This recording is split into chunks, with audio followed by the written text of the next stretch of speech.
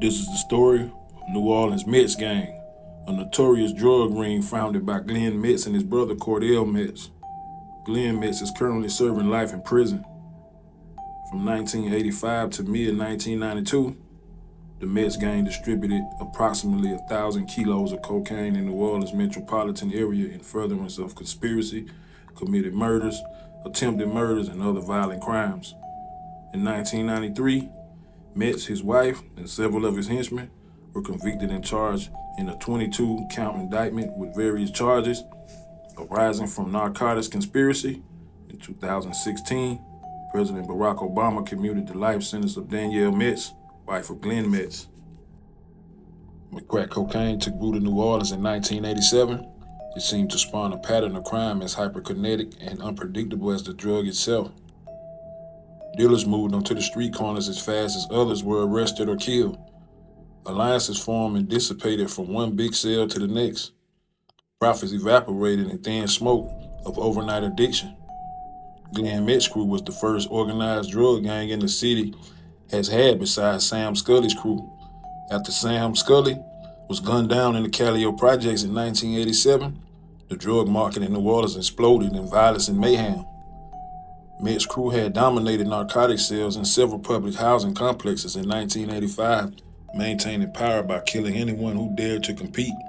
In the early 1990s, NOPD began to crack down on gangs, arresting over 150 members and enforcers.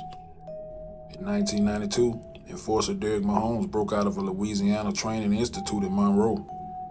During the time he was free, he was arrested and released 6 times, 4 times on weapons charges. In 1993, he was gunned down in Agers and barely survived. According to the Times, Mahomes was shot 17 times by 3 men who opened fire on him with submachine guns in the parking lot.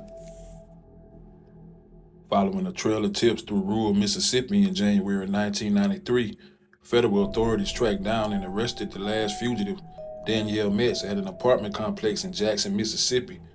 Metz was tracked down after information led U.S. Marshals to Yazoo City, Mississippi, where several residents recognized photographs of the suspect. A deputy marshal said Metz apparently had contacts in Yazoo County, said the marshal. On December 15, 1993, Danielle Metz was convicted of conspiracy to possess with intent to distribute and distribute cocaine, continuing criminal enterprise, possession with intent to distribute cocaine, and laundering of money. U.S. Judge District A.J. McNarrow sentenced her to mandatory life in prison. In 1992, enforcers Gennaro Meatball Arthur and Gerald Elwood were arrested and indicted with 10 other members for murder and cocaine distribution. Arthur, who was suspected of killing 70 people, was arrested in Seattle restaurant where he was hiding out as a dishwasher.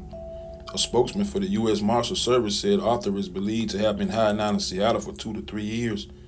In his role as an enforcer, marshals say Arthur is believed to have machine gunned to death 3 people and wounded 2 others in the so-called Earhart Expressway ambush in 1990. On another occasion, marshals claim Arthur confronted a government witness in the housing project and machine gunned the man in the legs, leaving him as an example to others who might testify against the Metz group. Law enforcement officials believe Arthur was the trigger man in the Sam Scully murder, although they were never able to get any sound evidence on him about that case, which remains unsolved to date.